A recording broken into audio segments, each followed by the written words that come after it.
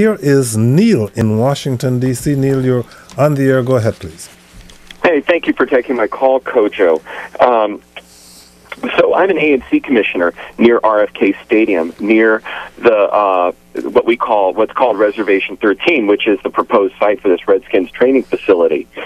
And you know, the city over the past 12 years, I've been a commissioner for a dozen years now. The city has worked on a plan with the communities. We've spent thousands of hours on rezoning that to be a multi-purpose 62-acre area where we have commercial development, where we have residential development, and we have retail development. And now it seems, you know, all these plans and all that zoning is going to be tossed out the window, you know, into the ash bin of history. And it's almost in a way slanderous to the community that worked so hard to try to see something come along. And we've been promised. Neil, you seem to be suggesting that there should be no discussion whatsoever of having a Redskins facility, training facility there, regardless of advantages or disadvantages. It should be in the conversation.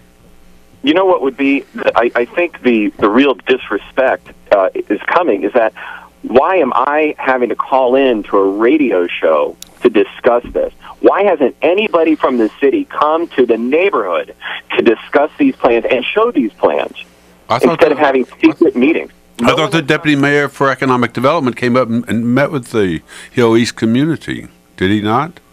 No, he just met privately with a few of the agency commissioners, and I was at that meeting. We've had nothing to the community. And even the deputy mayor for economic development, he said, I don't know, this is above me. This is like, I have no Evans, you might want to talk about what stage these conversations. I have been an A&C commissioner. I was one before I was on the council. I've been a council member and been a council member for the ward that has the largest amount of development in the city by far.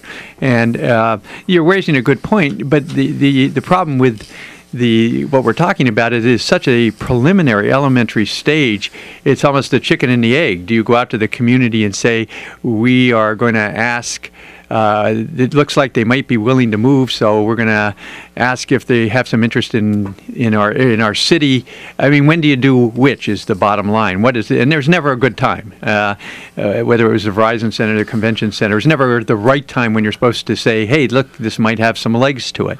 I think the mayor has committed to come to the community within the next 2 or 3 weeks. I'll be with them to see what people's concerns are and to see what the reaction is. Now, on your talking about the plan, I'm very familiar with that. Actually, there was a plan, a small area plan that was passed by the council back in 2002, and I have the plan. And it's not as specific as you would say it is. It has a lot of uses. It even talks about building a baseball stadium there, if you look at the plan, which makes it somewhat obsolete.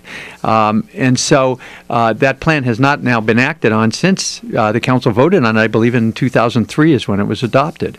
And so there's a lot of things that need to be updated.